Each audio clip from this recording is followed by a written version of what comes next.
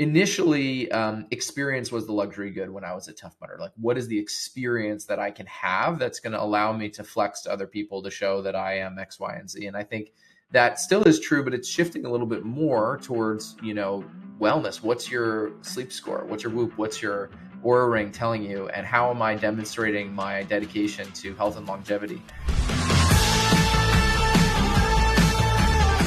Hello and welcome to Tuesdays with Morrisey, where we share insights from great thinkers. Today I'm excited to be joined by Brian von Ancken, founder of the Wellness Growth Mastermind, a member network for wellness leaders. Brian, thanks for coming on the show. Thanks for having me. It's going to be fun. I'm excited to have a conversation about the wellness industry. It's changing a lot. And as part of that, I'm very curious because you've been in the space for a while.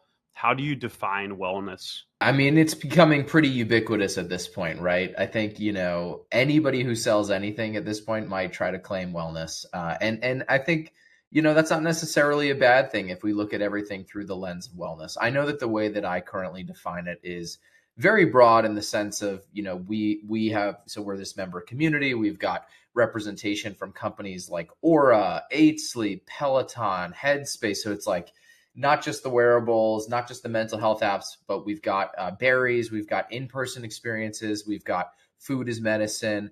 But the big guardrail that I think of is whether it's involved in traditional healthcare or not. And if you're a product or a service that's trying to make someone healthier and you're using people's discretionary income and you're not necessarily baked into the existing healthcare system, you're probably, in my opinion, within the wellness space.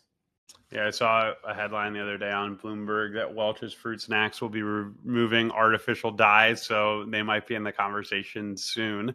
I want to talk a little bit about your background. Prior to the Wellness Growth Mastermind, you were at, what I would consider to be some legendary wellness companies, Tough Mudder, Othership, Berries. You mentioned that wellness is becoming somewhat ubiquitous, but it definitely has, I think, clearer roots. Where do you think the industry is coming from?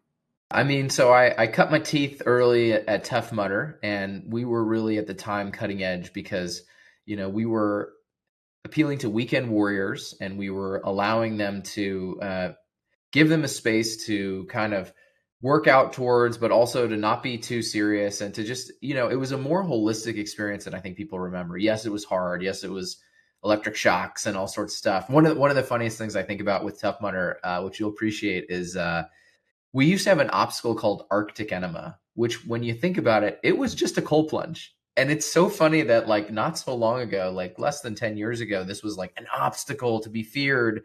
And now it is the thing that everybody is like so excited to do. That's not to say it's not still hard. But yeah, to answer your questions, I think, the early days, like I think, initially, experience was the luxury good when I was at Tough Mudder. Like, what is the experience that I can have that's going to allow me to flex to other people to show that I am X, Y, and Z? And I think that still is true, but it's shifting a little bit more towards, wellness. What's your sleep score? What's your Whoop? What's your Aura Ring telling you? And how am I demonstrating my dedication to health and longevity? And so I think given that this is the new kind of luxury good in some ways, before experience, it was watches and houses and stuff like that. And so I think it's a great trajectory that we're going to. I think we're really early innings in what wellness can become and how integrated into our lives it can become and how much personal empowerment is. So I'm excited, but I'm also very aware of how cyclical these things can be. Tough Mudder was a fad. It was around for a little while. It was super hot and then it wasn't. And I think that's very, very typical of the wellness space. So I'm very wary of almost anything feeling like it's going to be here forever. When you were sharing that one word, when you were talking about experience at Tough Mudder and then what's your sleep score, the word that came to mind was identity. You speak a little bit to the role of identity as you see it fitting into the wellness industry, and it sounds like consumer behavior. Yeah, well, why don't you say a little bit more about how you think about identity? Because Totally. Sure. I mean, I think a lot of I think a lot of the human experience, our relationship with identity. I think wellness is a big part of that too. And I think something that's really interesting that we'll talk about today is the balance between themes of inclusivity and exclusivity. Berries is a great example. Like You go to Barry's, like you're in this room that kind of feels like a nightclub. It feels cool. You got some standoffish college student like acting like you're barely going to get into the red room. And like for some reason, people really like that. And then you flip it on the other side, and it's like, yeah, just at the end of the day, like the sleep scores, like what does my behavior say about me? What is the type of fitness I do say about me? I'm able to do hard things. I'm disciplined. I think the other thing that I think about is it seems like we're broadening up like what it means to be an athlete. I live in Austin, so potentially I'm a little skewed, but I mean, I'd be curious to hear from you. Maybe I'm not, but it seems like regardless of people working in at a tech startup or whatever they're doing, like there's an element of athleticism as part of their life mix, which I don't think always was the case. I think a great example is you look at how people or like people in their 40s, parents in their 40s were portrayed on TV shows. They look like 60-year-olds today. So those are a couple of things that stand out to me when I think about identity. No, I think you're spot on, and I think, if you go a level deeper, I mean, James Clear, Atomic Habits, when you boil down what the hell is health and wellness, it's behavior change in a lot of ways. And the way in which you actually get behavior change is identity. And how do you view yourself? And if you allow the lens through which you view yourself to be somebody who is active, who is an athlete, you've got a much higher likelihood of then having the accompanying traits and things that you do be healthy. And so I think, yeah, there is this real push towards people maintaining that definition of an athlete, even as they progress beyond playing the sports that might have defined them as such in high school or college. And to me, I think that's a really great opportunity to tap into that James Clear, identity habits thing where, we've got some longevity clinics now that are really specifically focused on athletes. And it's their definition though is kind of like, did you play in high school? Did you play a sport? And I think a lot of us during those formative years, do like to think of ourselves in that way. And maybe we would like to keep playing football or playing basketball up into later years or swimming or whatever it might be. And the reality is that unless you're proactive about it, unless you're intentional about the exercises to help you keep doing that at a later age, it's not going to happen. And then you just lose that as part of your identity. And then you say, okay, well, I'm someone who just doesn't do this, or I can't do that. And the ripple effects of that are huge. And so I'm a big fan of finding it's it's kind of like we talk about social media is tricking our psyche. It's like we can trick our psyche for good or bad. And I'm all for tricking our psyche for healthier outcomes if we can. Yeah, I want to talk a little bit about like any potential dark sides you see of kind of like, when you think about identity being behavior change, I think a lot of times, I've read some things about a lot of what we see on the internet is either aspirational or inspirational. You look at and Equinox is still doing it, like their ads are crazy. Do you see like potential like dark sides of this kind of identity game that we're seeing in wellness?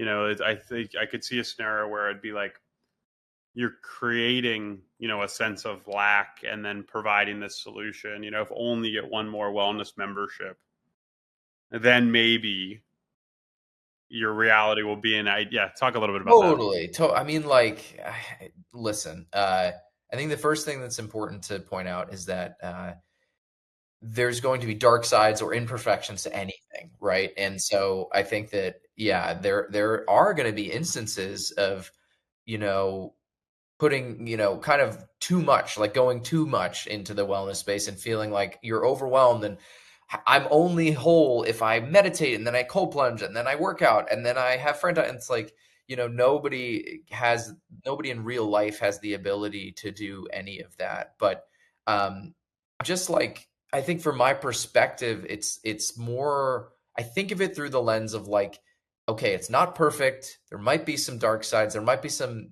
ways in which it's not yielding the best results, but like, man, we've had so much history of not of like negative. And so like, I think that it will sort itself out. I think we're still in the sort itself out phase. and that what I really love is that mental health is a part of the conversation. The deeper stuff is a part of the conversation. So I don't see us being as like what I'll call 90s, early 2000s driven of like the six pack and the pecs and whatever, it's like, where it's a more holistic ideal. And that's not to say that you still can't get trapped in the like striving, and there's so much value in like doing the inner work and being confident and comfortable with who you are and finding your own balance of what are the ways in which I can optimize or help myself get healthier. And everybody's got to have their own conversation. But right now, people are not empowered to do that. They don't know how to do that, and they trust other people to do that. And I don't necessarily think that's putting the best results in their hands. And so if we can make it more democratized, make it more accessible, I think we have a better chance of, having less of the dark sides that you talked about. Is that how the Wellness Growth Mastermind fits in a little bit? Just to give people context, the Wellness Growth Mastermind, it's a community of leaders in the health and wellness space. And we've got people from some of the big name brands that I talked about, but also up and coming leaders and companies in the space too. And what we do is we really talk about growth, and we talk about how, like I said, there's a lot of headwinds in this space. There's the sick care system, there's behavior change, discretionary income. There's so many different levers you can pull for growth. And what I've also realized is it's an all boats rise industry. As people start working out more, they take care of their mental health, they start eating better. And so there's incentive for us to kind of come together and help each other out. And so, yeah, I think our underlying philosophy is how do we, try to grow these businesses, grow them in the right way, grow them non-snake oil salesman-y, grow them in ways that are not just algorithm derived, but community based and partnership based. And so, you know, it's hard out there, but I think what we've been able to do is help people feel a little less alone and help people also feel like they're on the cutting edge of like what's going on. I mean, we're seeing so many great events and in-person opportunities pop up, whether it's the Diplo Run Club that like is happening, or whether it's just a smaller in-person sauna gathering. These are the things that people are really drawn to. And how do we empower the businesses that are helping make people healthier to come together and to just match the consumer, which I believe wants everybody to kind of talk to each other, wants everybody to be interconnected so that it's a little less overwhelming for them as they're trying to make their health choices. Yeah. You mentioned earlier that like we're in the early innings. One of the things that I struggle to get my arms around is just like how wide this stuff seems to be going. You have, now mindfulness, sure, like that's, 5 years, probably maybe 10 years that we're starting to see more of that. Longevity is huge. This concept of third spaces, you're seeing like John Mackey's Love Life, kind of these wellness centers all in one, biohacking hardware. How do you get your arms around the newness? I think what's important here is I really think of like, okay, the Brian Johnsons of the world. I think there's a lot of very fair maybe criticisms or ways that you can look at that. But ultimately, I appreciate he's kind of like the tip of the spear. And I think that if you think of it through the lens of there's just people, there's organizations that are trying to be like the tip of the spear of kind of figuring out what is actually going to be working here and what is going to be useful for a broader audience eventually. It's kind of like almost research that's being done. And so the fact that there are these third spaces, there are these like biohacking and devices and stuff. I'm somebody who I allow the people who it's like Tough Mudder, right? When Tough Mudder first started, Tough Mudder was for people who were like die hard. They really wanted to get the 13 miles with the 50 obstacles. They wanted, we had World's Toughest Mudder. We used to have World's Toughest Mudder, which was a 24-hour obstacle event. And it was how many Tough Mudders can you do in 24 hours? And it was for the diehards. And honestly, I think it's a really necessary part of the ecosystem. I think you need people who are going to be pushing the envelope and trying new things. To say that that's for everybody yet, I don't know. We're not. I don't think we're ready to say it. But if you're curious, if you're interested, I think I really just want to have people feel empowered to follow their curiosity and feel empowered to try things and see how it feels and how it works for them. I think something that's really interesting is I had a guest last fall, I believe, a guy named David Marks who writes about status and culture in society. And one of the things he talks about is the importance of feedback loops and access or lack of access in driving innovation. So a couple things I'd be curious to get your thoughts on. One is, social media has changed so much. We got all these like direct to consumer coaches. My nephew's 11 and he's playing AAU basketball and stuff, but like he's like all about protein. So I think that's an interesting thing with access. And then the other thing I've been seeing with access that we've talked a little bit about is, we're seeing run clubs, which I think are like the very inclusive. Like there's one in Austin called Raw Dog that like the city has to get involved and be like, hey, you can't have 700 people running on a street at a time. Like that's how inclusive it seems to be. And then you have on the other side of the spectrum, members clubs, that are coming up, some more inclusive or exclusive than others, but just curious how you've been seeing like feedback loops play into the themes of democratizing information and also inclusivity and exclusivity. I think ultimately we are a mimic species, right?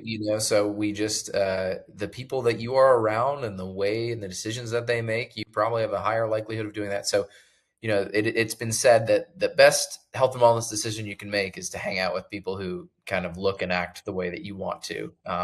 And so, yeah, the feedback loops are very important in the community that you find. I think the thing that I think is very underappreciated about health and wellness that is much harder to talk about because I think it's harder to monetize is community, right? I think we as humans need to feel a part of something bigger than ourselves. We need to feel connected to others, and we need to be able to find spaces where we can have shared values. And so it makes sense that these run clubs and member clubs are popping up in order to scratch that itch. And I think, the decline of organized religion, there's so many factors that have led to a gap for a lot of us, and people are filling it in different ways. And I don't know. I think, like I said, I just think we're still in that experimentation phase where people are figuring out what works for them. And like, my whole thing is like, find your total health formula, right? Everybody has a total health formula, which is your minimum number of inputs per week on different fronts: physical, mental, emotional, social wellness. The minimum amount you could put to just like feel like, all right, I'm kind of the person I want to be. And so it's going to be so different for everybody. Some people, there's not going to be any working out. Some people, there's going to be meditating. Some people, there's going to be fishing. Some people, there's just going to be having beers with friends, like that's okay. Right. So it's like you said, we said in the beginning, it's becoming ubiquitous. It's becoming really broad, but I still think there's a difference between going through your life consciously and unconsciously. And I think that a lot of us have gone through and making decisions or living through the very unconscious lens. And if we're being a little bit more intentional about like, yeah, you know what, this week I haven't really gotten together with anybody and I'm going to go to that run club, like that. And you have the knowledge that like, yeah, this is something that's really good for me. Like it's just helpful, I think, to have that lens. Yeah. The flexibility, I think, is underrated because we want to get this like perfect morning routine and then run the playbook and that's it. But that's not really the way life works.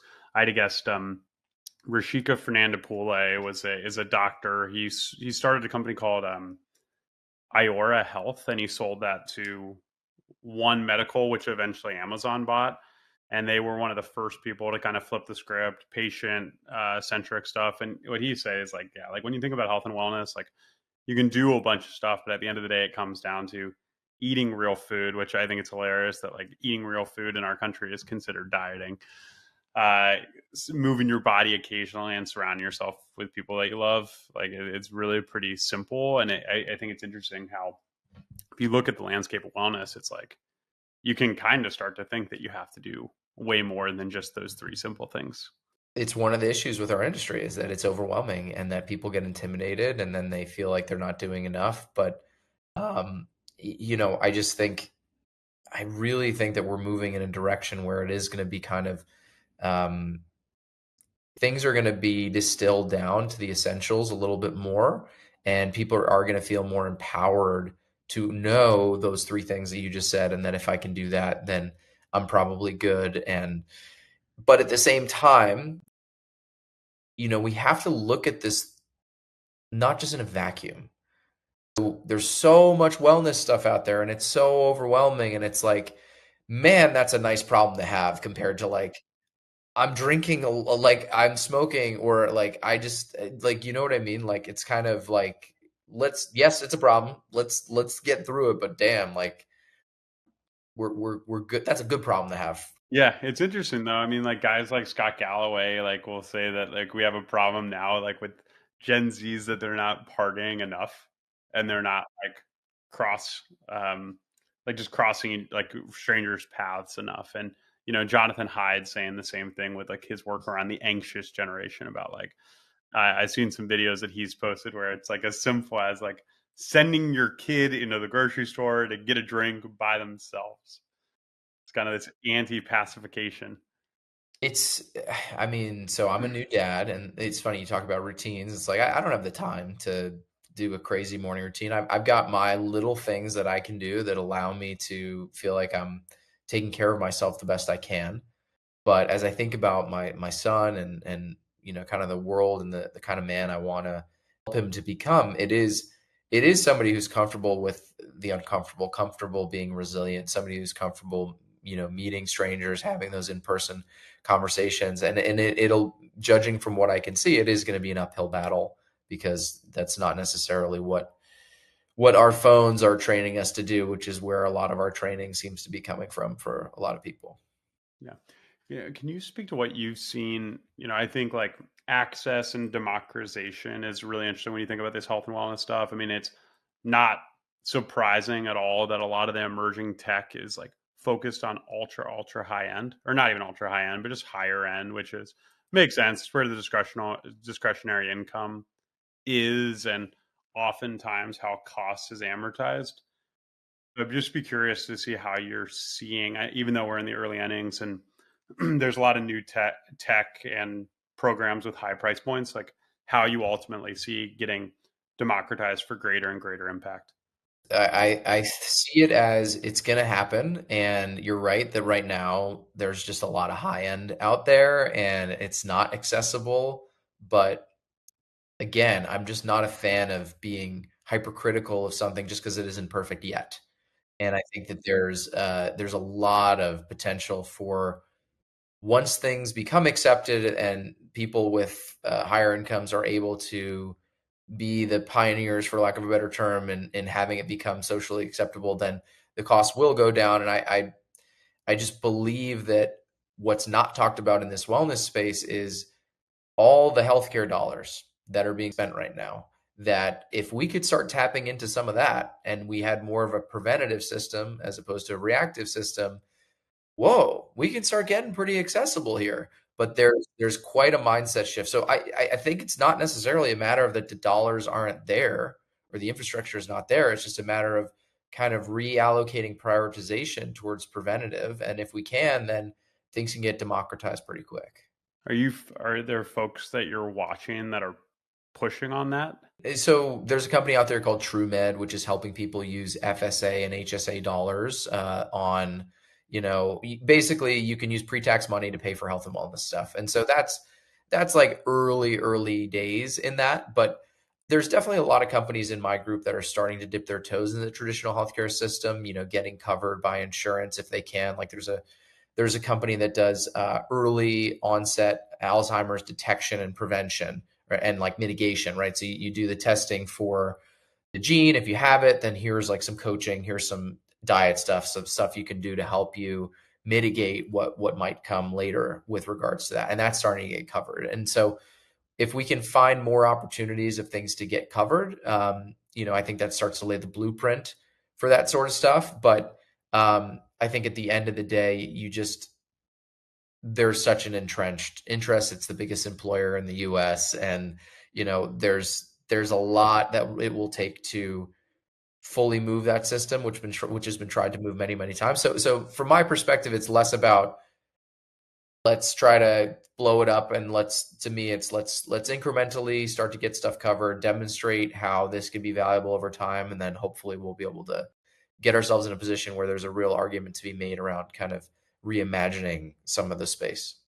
I saw a map the other day, and I'm not going to remember the exact years, but it was comparing largest industry by state, call it in the 60s.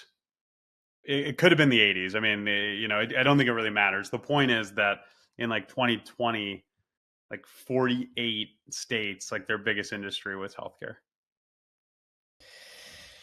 Yeah, how do you feel about that? I mean, I know how I feel about it. I mean, it's just a shame. I think this system. There's a lot of things at play. I think one of the things we haven't really talked about yet is food.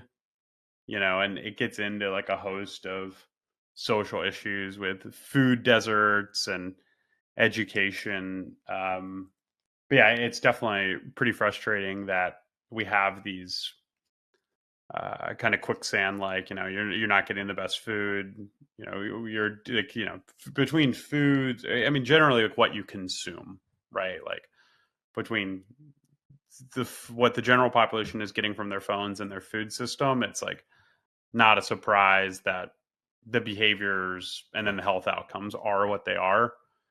And then, it seems like, like these, hospital systems have their big brands and their prestige, and a lot of them are doing a really amazing work, but they're still businesses too. And they're at the mercy of the insurance companies. So if you look at the factors at play, it's no surprise that we ended up where we are, but it certainly is very frustrating. Completely agree. And yeah, I feel like one of the things that's very important is I don't enjoy getting political, and I think that's not something that's something interesting to me. But what I think is sad and interesting is how helping to make people healthier has become so political, and how that's something that if you just like it, let's just say that the US was a company and our metric of success was healthy people, and you looked at a graph over like 50, you'd be like, whoa, okay, whoever's in charge of this company, and if that's what we care about, it's not going well. So we gotta do something different here. I don't that's not saying everything's inherently bad or we need something the exact opposite, but I think for me, the reason I do what I do is I believe health is a root issue of so many other things that are going on in this world. And that if people were a little bit healthier, both in the physical sense and the mental sense and the food sense, a lot of other stuff might start to kind of become a little looser, become a little better. And so my whole goal is like, how do I make health and being healthy more accessible and not woo woo and not too science, if that makes sense. Like if you're too scientific and too data, then you turn people off. And if you're too woo woo, you turn people off. And it's like, what if we made it as simple as brushing your teeth? If you think about brushing your teeth is pretty random. Like of all the things that you could do twice a day to take care of yourself for 5 minutes or 3 minutes or whatever, like, yes, dental hygiene is important, but like, meditate. Like, I just think we've proven through brushing our teeth that culturally we can all make it accept. If it was as culturally unacceptable to not work out or not meditate or take care of your mental health a little bit as it is brushing your teeth, I think we could be in a different place. And so there's a possibility here of behavior change, and it's just a matter of finding the way to present it to people that feels not preachy, not telling you what you should do, not being like, whatever. It's just kind of being like, hey, matter of fact, like, yeah, you know what? If we want to have a country that is one that is healthy and able to have people who are good people that want to take care of themselves and aren't sick all the time, like these are the things we care about. This is what we want to do. I'm not sure if they were propaganda or not, but I've seen those videos from like the PE classes from like the 50s, and these kids are just ripping pull-ups, and it's like, yeah, like, the human body is like, we're just capable of so much. You mentioned people on the leading edge. I think a good example of that is, he's a polarizing figure to some, but like David Goggins, like his transformation. Another one that I think is really inspiring is Rich Roll. He talks about meeting his athletic peak at like 43. I think that's a really exciting possibility. I think one thing that's tough is just like kind of lifestyle and infrastructure wise. I just spent a month in New York City and I was walking like 17,000 steps a day without even trying. Come back to Texas, and like if you don't intentionally go on a walk, you might get less than 5,000. The other thing I think is an exciting possibility as we reshape what it means to be an athlete and how long you can do it is hopefully you see people playing sports later. Like when I was in New York, you see groups of folks playing, soccer. And you see that a little bit in like other parts of the country. I think I've primarily seen it be in like the Hispanic population where you see people doing that, but it's like, all right, like you're outdoors, breathing real air with other humans, moving your body, doing something that's actually fun. I think whether it's an exciting possibility um, for some of that stuff to get more mainstream, playing some of these sports we love longer. Two quick thoughts on that. First is the presidential fitness. I mean, I remember growing up like, oh, I got the presidential whatever. Yeah, Like this was a we were thing. doing the Like, mile time. yeah, your mile time. I remember I was the worst of the sit and reach. I was so I like couldn't do the sit and reach to get to whatever. But I think something I've actually thought about and talked to some people on is modernizing that fitness test, right?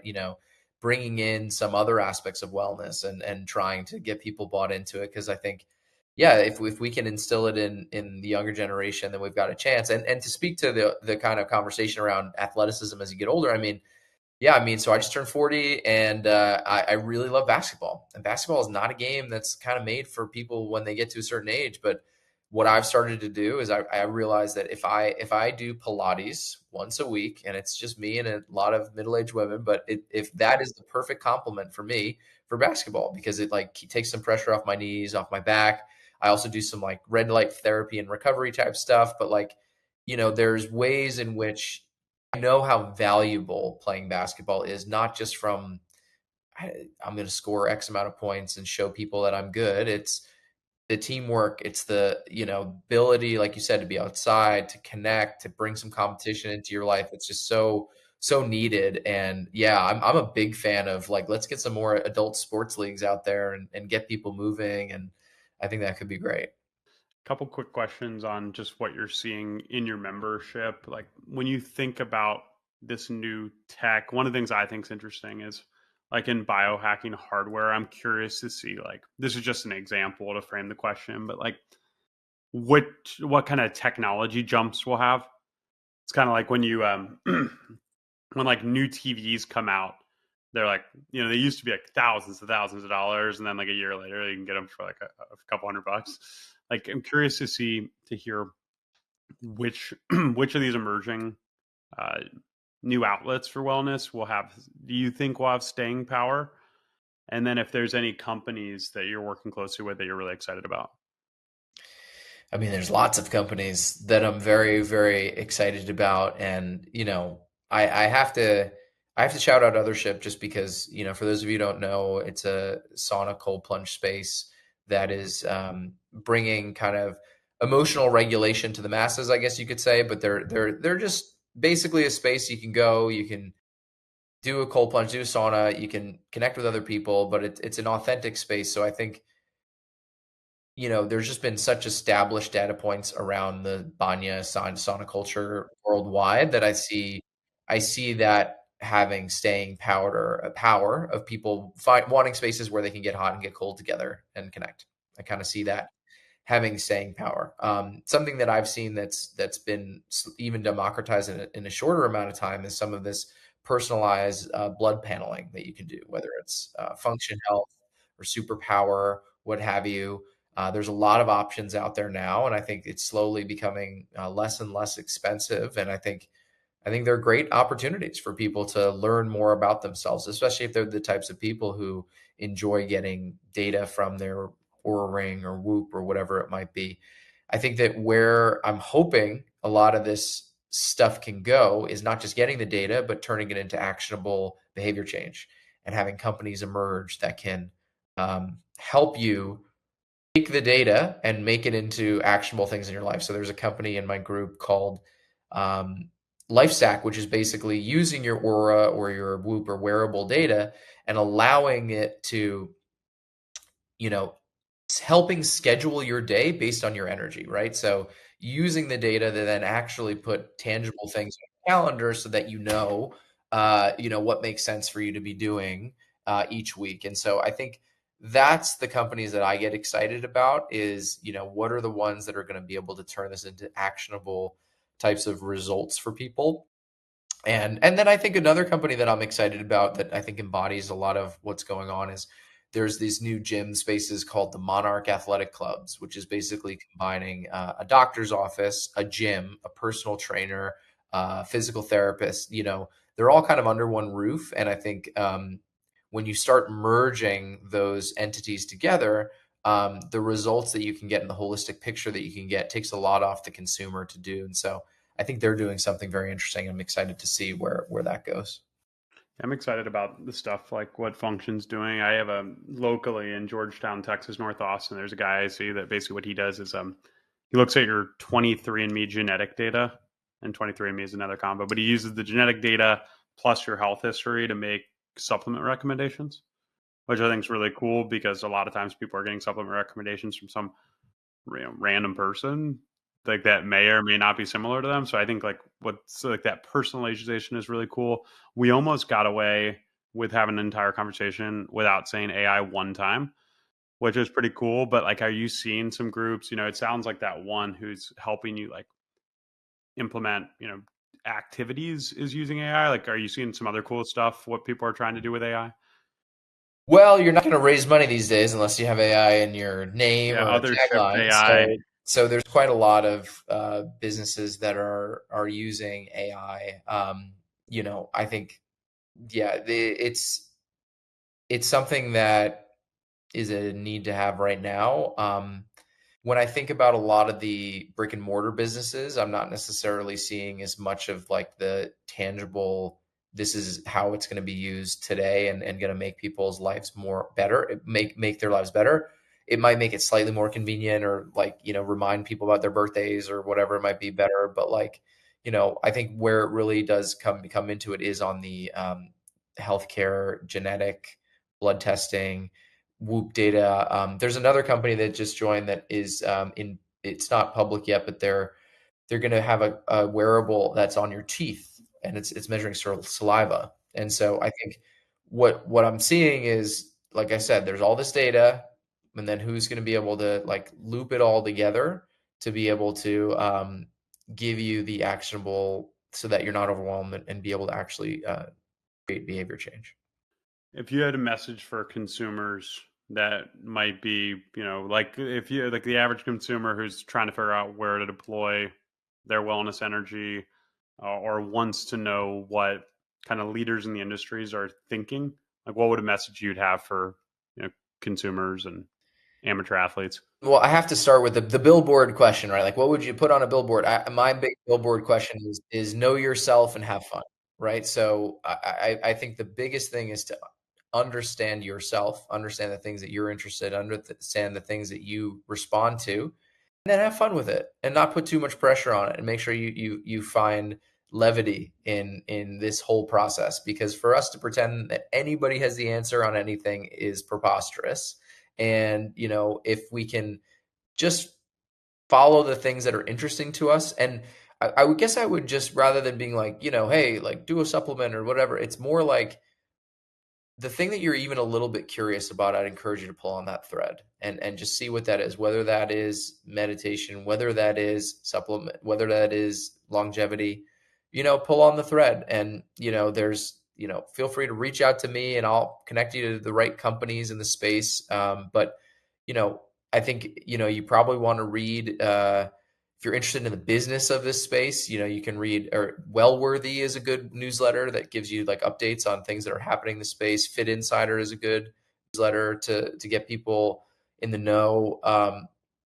But I really, at the end of the day, it is a personal journey. And if you outsource exactly what to do to other people, I'm not sure that you're going to get the results that you're looking for. And so what I do is I literally just every quarter try to have like one or two little things that I'm trying and then kind of reflect on it. And it's not an elaborate thing. It's a note in my phone. It says like, hey, this quarter, this is it. Cool. At the end of the quarter, how'd that go? Oh, good. All right. What do you want to try next? And a lot of people try to make it too complicated, think they need a ton of time. But if you do that enough over time, you can really learn a lot about yourself, learn a lot about what works. And like I said, like I like being the only guy in the Pilates class because I'm like, whatever, like it's kind of funny. And don't be afraid to be the only person in whatever, or try something that you might feel a little fish out of water, because it's worthwhile to expand what's possible in your mind to see what resonates most, because that's ultimately where you're going to find what's most needed and what you're looking for. Yeah, I'm with you on Pilates. I'm a big Pilates guy too. Well, in spurts, but I just think it's a great workout. And these primarily women are really, really real beasts for being able to do what they do in there. Like I'm in there, like basically in tears after the first 90 seconds, because sometimes they do an ab burner. Yeah. Brian, you've been so generous with your time. What's the best way for people to keep up with you and the Wellness Growth Mastermind? Find me on LinkedIn, Brian Von Anken. You can go to joinwgm.com if you're a leader in the health and wellness space. That could be a founder, that could be someone who's leading marketing and partnerships, growth. Even if you're just a podcast host, we've got investors in the group. The people in my group, there's three things that's true about them. They're accomplished, kind, and generous. And so if you feel like that sort of thing resonates, yeah, go to joinwgm.com, throw in, there's like a 1-minute application process, and then would love to meet you. Awesome. We'll have links to both those in the show notes. Thanks so much for coming on the show. Yeah, thanks for having me. This was fun. Thank you for listening to Tuesdays with Morrisey. That conversation was with Brian Von Anken. Brian is the founder of the Wellness Growth Mastermind, a member network for wellness leaders. What I enjoyed about the episode was learning a little bit more about the new things entering the wellness space. But despite all that noise, a reminder to keep things simple and do the things that work for you and that you enjoy. If you enjoyed the episode, share it with a friend, and we'll see you here soon. Thanks.